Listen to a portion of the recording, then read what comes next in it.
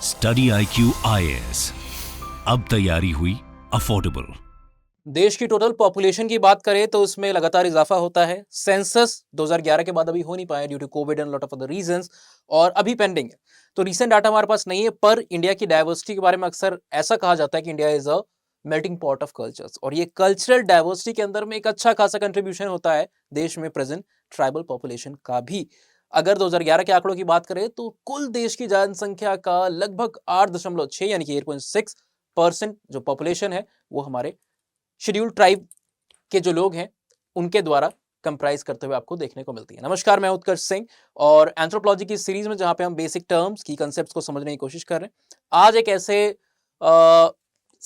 Video को लेकर के आए हैं। बेसिकली एक ऐसा लेक्चर है जहां पे कई सारे टर्म्स जो कि ट्राइबल्स से रिलेटेड है उसको हम डील करने वाले हैं, क्लैरिफिकेशन देने वाले हैं कि जो term the tribe, the scheduled tribe और the primitively particularly vulnerable tribe that is PVTG है, उसके में क्या अंतर है। इसके बेसिक डेवलपमेंट्स को भी हम ब्रीफली डिस्कस करेंगे, although not in detail, because detail में आप जब हम कंसेप्ट को पढ़ाते हैं तब समझते हो, है ना। अभी आप सिर्फ टर्मिनोलॉजीज के बीच में क्या टेक्निकल डिफरेंसेस हैं उनको हम यहाँ पर देख लेने वाले हैं। तो बिना टाइम वेस्ट करते हुए हम आगे बढ़ेंगे, पर उससे पहले आपके लिए एक जो इंपॉर्टेंट चीज है जानना, जो एंथ्रोपोलॉजी बताने की वाली बात है नहीं, फैक्ट्री ऑफ टॉपर्स कहलाता है। डेकेड का बेस्ट आप कह सकते हो ऑप्शनल रहा है ये, है ना। इसकी सक्सेस की स्टोरीज को we all are aware of that.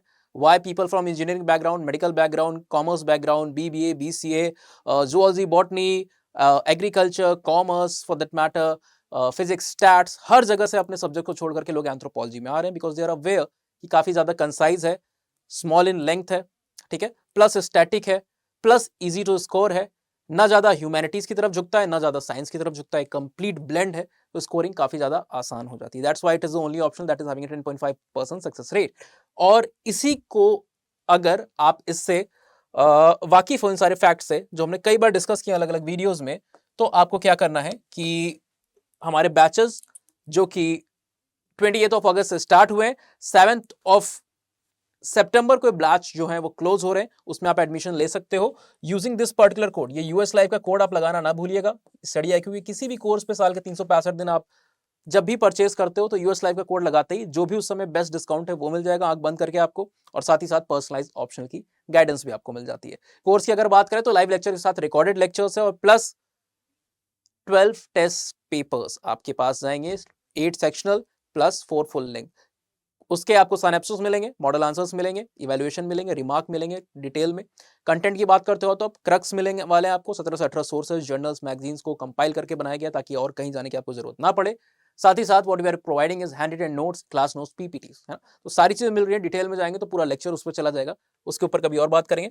कई सारे डाटास को, डॉक्यूमेंट्स को फ्री में आपको एक्सेस करना है, free of cost, pertaining to UPSC preparation, तो आप हमारे टेलीग्राम के group anthropology decoded by Utkarsh Singh पे हमारे साथ कनेक्ट कर सकते हो, ठीक है। और अगर आपको ये चैनल नहीं मिलता हो, दिक्कत होती है, तो और अगर कोई और डाउट हो आपका, है ना, तो you can DM me here at Utkarsh Singh _here, underscore लगाना मत भूलिएगा, Utkarsh Singh _here। Study IQ किसी भी कोर्स पे 365 दिन सबसे best discount code US live को यूज करके आपको मिल सकता है। Coming back to the concept of tribe, PVTGs and schedule tribe, अंतर क्या है ना। ट्राइब की अगर आप बात करें तो there are lot of theories, history में भी आप पढ़ते हो आर्यन इन्वेजन थ्योरीज। तो ट्राइबल की जो पॉपुलेशन है, बेसिकली वेदास के अंदर में इतनी सारे आपको वर्ड्स यूज होते हुए देखने को मिला है, शुश्रिप, है ना, वृषिप, अनास, है ना, जिसको आर्यंस ने यूज किया हुआ है। और अक्सर कहा यह जाता है कि बेसिकली जो ट्राइबल्स हैं ऑस्ट्रो एशियाटिक लैंग्वेजेस को बोलने वाले पॉपुलेशन है, ठीक है, ऑस्ट्रोलाइट ग्रुप्स को बिलोंग करते हैं। अगर रेशियल कोनोटेशन में बात करें, मोस्ट ऑफ द टर्म्स में भी आप अभी फेमिलियर ना हो अगर आप एंथ्रोपोलॉजी में नहीं आए, नए हैं, है ना। तो इन जनरल अगर हम कहें तो ट्राइबल्स को मूल निवासी कह के भी कई सारे स्कॉलर्स इंटरप्रेट करते हैं, इवन कई सारे ट्राइबल ग्रुप खुद भी इस बात को सामने रखते हैं, है ना। तो ट्राइब को आप समझ सकते हो कि what is a tribe. Tribe is nothing but एक कल्चरल ग्रुप, एक एथनिक ग्रुप के तौर पे आप दे सकते हो। कल्चरल ग्रुप एक एथनिक ग्रुप के तौर पे देख सकते हो। पॉपुलेशन वाइज सिग्निफिकेंट पॉपुलेशन होती है किसी भी देश की अगर आप बात करते हो, पर they are not the majority population, they are not the mainland population. Usually हमको देखने को मिलता है कि they tend to be isolated traditionally, है ना, नॉट अगर आप आज के समय में देखते हो तो it is not so frequent sighting in nowadays. Alright, खुद का रिसोर्सेज है, फॉरेस्ट बेस्ड रिसोर्सेज के ऊपर सब्सिस्टेंस लेवल की इकोनॉमी होती है, ये सारे कुछ जनरल कैरेक्टरिस्टिक आपको ट्राइब के देखने होते हैं। तो basically you can call them cultural और एथनिक ग्रुप, है ना। पर इस ट्राइब के अंदर में भी आपको कुछ ऐसे पॉपुलेशन देखने को मिलती है जिसको बहुत सारी प्रॉब्लम्स है, कई सारे इश्यूज हैं, बहुत लंबे समय तक उनके इश्यूज रहे हैं, है ना। सोशियो इकोनॉमिक डिसेबिलिटीज रही हैं, प्रिविलेजेस नहीं मिल पाई हैं, डेवलपमेंट के बहुत सारे प्रोग्राम्स पोस्ट इंडिपेंडेंस जो पहुंचाने की कोशिश की गई वो उन तक नहीं रहा गया।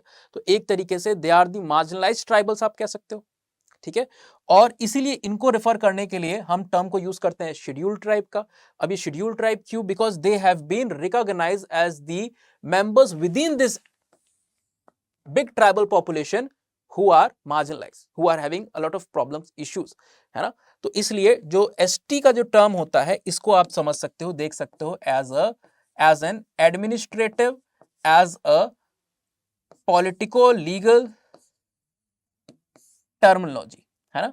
बेसिकली ये सेफगार्ड को, प्रोटेक्शन और प्रिवेंशन की बात को सामने रखता है इन शेड्यूल्ड ट्राइब के ग्रुप की। अंडर आर्टिकल 342 इनको रिकॉग्नाइज किया जाता है, प्रेसिडेंट के पास पावर होती है कॉन्स्टिट्यूशन में प्रोवाइडेड आर्टिकल के तहत, है ना, कि गवर्नर की कंसेंसस के साथ आप उसको नोटिफाई कर सकते हो। जब नोटिफाई होते हैं तो आप उनको उस ट्राइबल पॉपुलेशन के अंदर जो लोग जिसको 342 के तहत प्रेसिडेंट ने नोटिफाई किया तो उसको आप शेड्यूल्ड ट्राइब कहने लगे। और ये एक पॉलिटिकल लीगल एडमिनिस्ट्रेटिव टर्म है ना, जो डेजिग्नेट कर रहा है सर्टेन ट्राइबल पॉपुलेशन को फॉर द बेटर मैनेजमेंट, उनको बेटर वे में केटर करने के लिए, उनके प्रॉब्लम, उनके इश्यूज को उसका समाधान करने के लिए ऐसा वहां पे किया जा रहा है, ठीक है। और एसटीज के भी आप देखते हो कैसे हम डिसाइड करेंगे कि कौन एसटी होगा, इसके ऊपर पूरा डिटेल वीडियो हमने कवरेज की हुई है ना, कि how the reservation provisions are being stressed, कैसे ये चीजों को किया जाता है। पर कुछ क्राइटेरियाज की बात करें तो बहुत सारे स्कॉलर्स ने अलग अलग मत को सामने रखा कि आप कैसे पहचानोगे कौन एसटी है। मणिपुर का इशू जो हमने वीडियो बनाया था उसमें भी इस चीज को डिस्कस किया था, काफी ज्यादा इंपॉर्टेंट था। बीएन लोकुर जो कि एक लॉ सेक्रेटरी हुआ करते थे 60 के दशक में, उन्होंने 1965 में कुछ क्राइटेरियाज दिए थे जिसके बेसिस पे हम मार्क कर सकते हैं कि कौन शेड्यूल्ड ट्राइब कहलाएगा। यानी कि जो बड़ी ट्राइबल पॉपुलेशन है, बड़ा सा पूल है, इसके अंदर कौन एसटी है इसको पहचानने के लिए आप बीएन लोकुर कमीशन के कैरेक्टरिस्टिक को हम यूज कर सकते हैं, जो आपको यहां पे देखने को मिल रहा है ना। क्राइटेरियाज उन्होंने क्या क्या दिए? सबसे पहले प्रिमिटिव ट्रेड्स होने चाहिए, ऑलराइट। साथ ही साथ डिस्टिंक्टिव कल्चर होना चाहिए। प्रिमिटिव ट्रेड्स यानी उनके लक्षण जो होने चाहिए बहुत ही सरल, बहुत ही सिंपल होने चाहिए, बहुत ही सोफिस्टिकेटेड नहीं होने चाहिए, है ना। स्टार्टिंग लेवल के बेसिक बहुत ट्रेड्स उनके बीच में होने चाहिए, एडवांसमेंट नहीं होनी चाहिए। कल्चर उनका डिस्टिंक्टिव होना चाहिए। डिस्टिंक्शन मतलब आप तय करके बता सको, डिफरेंशिएट करके बता सको कि ये मेनलैंड पॉपुलेशन है और ये शेड्यूल्ड ट्राइब की पॉपुलेशन है, या फिर ये ट्राइबल है और ये नॉन, आप कह सकते हो ये शेड्यूल्ड ट्राइबल्स है ना, जिनकी प्रॉब्लम्स, इश्यूज काफी ज्यादा कॉम्प्लेक्स आपको देखने को मिल रहे होते हैं। Along with that important characteristic is geographical isolation, है ना।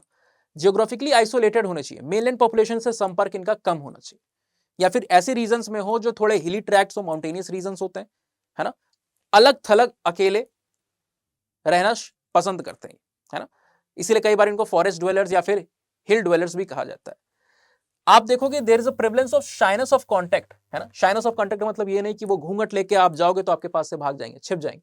शाइनेस ऑफ कांटेक्ट से, सॉरी, शाइनेस ऑफ कांटेक्ट से आपका सिर्फ ये मानना है, ये कहना है कि basically these tribals do not want any sort of interference.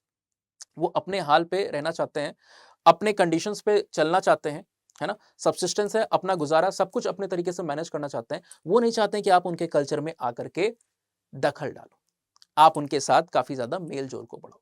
तो कुछ तो होते हैं जो थोड़े सरल स्वभाव के हैं, खासकर सेंट्रल इंडिया में, आपको नॉर्दर्न इंडिया में देखने को मिलता है। So they might be like, even if they do not like your presence, है ना, around them, so they might not be so vocal about them, है ना। बट सर्टेन ट्राइब्स जो है जो बहुत ही ज्यादा वायलेंट वे में, प्रोएक्टिव वे में इंटरफेरेंस को सामने से रिस्ट्रिक्ट करती हैं। सेंटिनलीज की आप बात सुनते हो, central islands in the Andaman and Nicobar groups of island. 2004 में आप देखते हो कि जब सुनामी आ रही थी, है ना, रेस्क्यू हेलीकॉप्टर्स जा रहे हैं, टीम्स को भेजा जा रहा है, उसके ऊपर वो एरो को शूट कर रहे हैं ताकि वहां पे उनके कल्चर के बीच में, उनके बीच में आइसोलेशन ना हो। और नंबर भी बहुत कम है, अगर आप देखो अलग अलग आंकड़े आते हैं, और मोस्टली वो 50 के नीचे नंबर को वहां पे दिखा रहे होते हैं, जो सेंट्रल ईस्ट की पॉपुलेशन है उसका, है ना। तो शाइनेस ऑफ कॉन्टैक्ट होना चाहिए with the community at the large, यानी कि जो बड़े लेवल पे कम्युनिटी है, मेनलैंड कम्युनिटी है, हमारे समाज में आप बात करते हो तो हिंदू समाज है ना, तो उससे एक दूरी होना चाहिए, उससे कॉन्टैक्ट नहीं बनाना रहता है उनको। और बैकवर्डनेस होना चाहिए at various level, socio level पे हो सकता है ना। कई बार आपको देखने को मिलता है मोस्टली इकोनॉमिक लेवल पे, कि जो अगर जिस भी इकोनॉमिक एंगेजमेंट में है उसके लिए अगर वो किसी चीज का यूज कर रहे हैं तो बहुत ही प्रिमिटिव चीजों का यूज कर रहे हैं। तो बैकवर्डनेस, एजुकेशनल जो फॉर्मल लिटरेसी है वो उनके पास नहीं है, हेल्थ केयर की जो प्रैक्टिस, हेल्थ केयर जो बिलीव है, हाइजीन है, उसके लेवल पे आप कह सकते हो। तो मल्टीपल लेवल पे वो बैकवर्डनेस है। तो based upon these criteria B N Lokur ने ये सजेशंस को दिया हुआ था, है ना। तो अगर हम एक सर्कल यहाँ पे बनाए आपको इजिली चीजों को बताने के लिए, सो कंसीडर दिस कि ये वाला जो पूरा ग्रुप है ये आपका बड़ा एक क्लास है जिसको आप ट्राइब कह रहे हो। This is what you can call as schedule tribe, जो इसके अंदर एक मार्जिनलाइज्ड पॉपुलेशन है।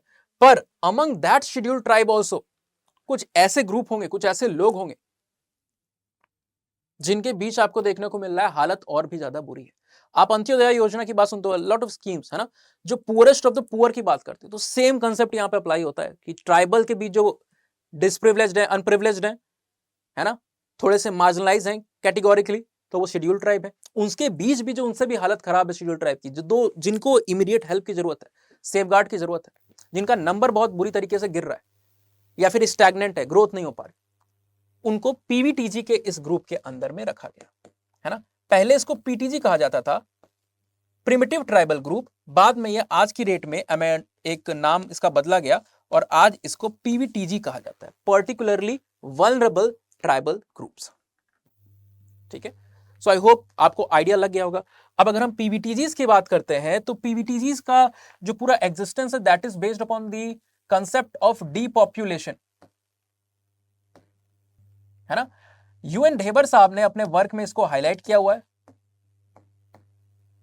डीपॉपुलेशन में इन्होंने ऐसी ट्राइबल ग्रुप का जिक्र किया हुआ है जिनके बीच due to the social factors और बायोलॉजिकल फैक्टर्स, है ना, सोशियो कल्चरल फैक्टर हो सकता है, बायोलॉजिकल फैक्टर्स होते हैं, जिसके बेसिस पे इनकी पॉपुलेशन का जो नंबर है वो या तो गिर रहा है या तो स्टैग्नेंट बना हुआ है, एक ही जगह पे है ना, ग्रोथ नहीं हो रही उसमें, है ना। सोशल फैक्टर्स हो सकता है, एजुकेशन ना हो, इलिटरेसी है, पॉवर्टी है ना, ये सारी चीजें हो सकती है। बायोलॉजिकल में मैल न्यूट्रिशन आपको आ जाए, डिजीजेस का प्रिवलेंस आपको देखने को मिल रहा है, उसकी वजह से नंबर गिर सकता है, ग्रोथ नहीं हो रहा।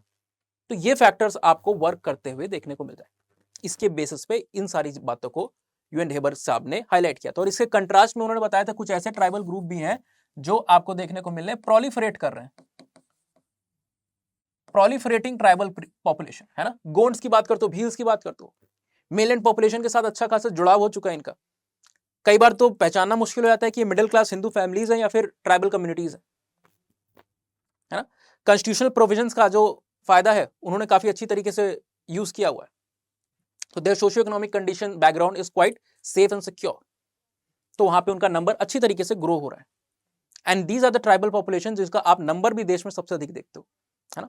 7-8 मिलियन, 11-12 मिलियन, 16 मिलियन, 17 मिलियन, ऐसे आपको इनका नंबर देखने को मिलता है। लार्जेस्ट पॉपुलेशन भी इनकी है, प्रोलिफरेटिंग भी इसीलिए कही जाती है। तो यूएन ढेबर साहब ने क्या किया, based upon this deep population concept, इन्होंने पीटीजीज के फॉर्मेशन को सजेस्ट किया और पीटीजीज बनता भी है 1973 में।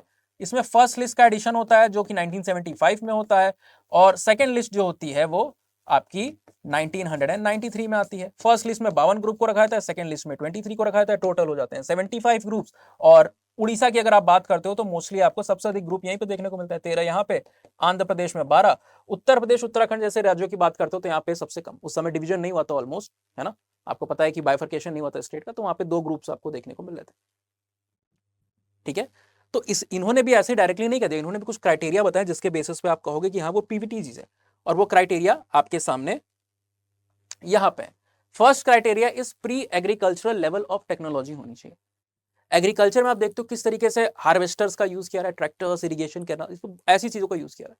तो इनकी जो गुजारे के लिए जो टेक्निक को यूज कर रहे हो, है ना, जो टेक्नोलॉजी को यूज कर रहे हो वो प्री एग्रीकल्चरल लेवल, बहुत ही सिंपल और नॉन सोफिस्टिकेटेड टूल्स हो। लिटरेसी रेट बहुत ही ज्यादा कम इनके बीच में आपको देखने को मिलेगा। इकोनॉमी की अगर आप बात करते हो तो इकोनॉमिक के लेवल पे आपको बैकवर्डनेस देखने को मिलेगी, है ना। और साथ ही साथ वेरी इंपॉर्टेंट फीचर जो कि उन्होंने डीपॉपुलेशन से समझाया था, दैट इज डिक्लाइनिंग और स्टैग्नेंट पॉपुलेशन, गिरती हुई या फिर अनचेंज्ड पॉपुलेशन जिसमें ग्रोथ ही नहीं हो रही। तो इन्होंने इन सारे क्राइटेरियाज के बेस पे बताया कि वो पीवीटीजीज है। सो आई होप आप समझ गए होंगे। ट्राइब को आप कैटेगराइज करोगे as a socio cultural, as ethnic group, है ना, जो भारत देश के डाइवर्स कल्चर का एक पार्ट है हमारे आपकी तरह। शेड्यूल ट्राइब वो ट्राइबल्स जिनको कॉन्स्टिट्यूशनली सेफगार्ड मिला हुआ है, पॉलिटिकल लीगल एडमिनिस्ट्रेटिव वे में आप उनको देखते हो, है ना। और 342 के अंदर में रिकॉग्नाइज किया जा रहा है, प्रेसिडेंट के पास पावर है गवर्नर के कंसेंसस के साथ, ठीक है।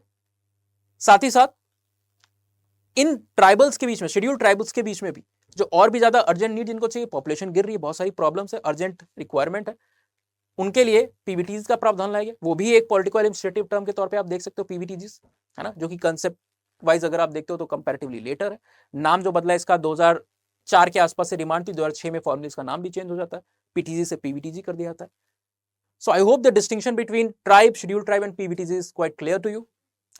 With this, your understanding will also enhance and you'll be better able to cope up with anthropology as an optional, जो कि देश का सबसे बेहतर यूपीएससी का ऑप्शनल है without a doubt. I think you must be sure about that.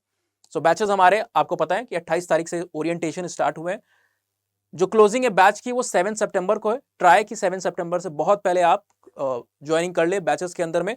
Code आपको US live use करना है। दो फायदे हैं, एक तो साल भर आपको कोई भी कोर्स में आप एनरोल करते हो तो बेस्ट डिस्काउंट ऑटोमेटिकली, और साथ ही साथ आपको क्या हो जाता है यहाँ पे पर्सनलाइज ऑप्शनल की गाइडेंस में मिल जा रही है। तो जहां पे भी साल भर में आप यूएस लाइव को यूज करते हो डिस्काउंट किसी भी कोर्स में, चाहे P2I हो, चाहे कोई ऑप्शनल हो, एंथ्रोपोलॉजी ऑप्शनल हो, तो बेस्ट प्राइस मिलेंगे plus maximum discount, personalise guidance सब मिलने वाले, ठीक है। So this was all for today's lecture and tomorrow's lecture or in the next lecture we'll be back with some interesting concept, कुछ key terminologies और सब journal case studies, current affairs pertaining to anthropology as an optional. Thank you. I hope you like the video. Share your feedback in the comment section. Signing off. Study IQ IAS, अब तैयारी हुई affordable.